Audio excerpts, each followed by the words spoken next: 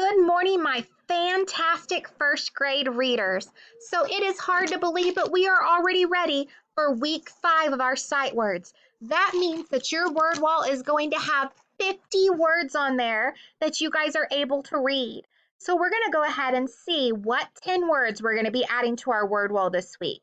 This week we are adding the words do, if, go, no, has, her, him, my, so, did. So those are the 10 words that we're adding to the word wall. As you can see, our word wall is filling up all over the place. So let's real quick go through our word wall for this week. We have under A, we have the words a, at, and, are, all, and as. Under B, we have be, by, but. Under C, we have can.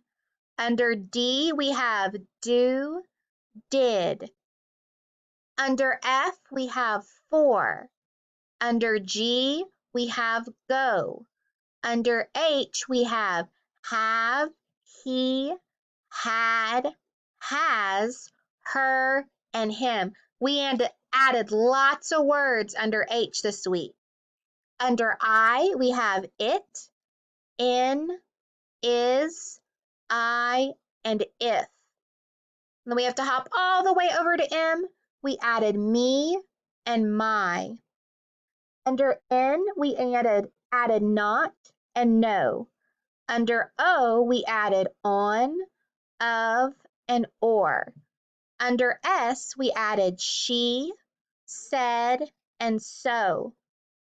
Under T, we added the, to, this, that, they, and their.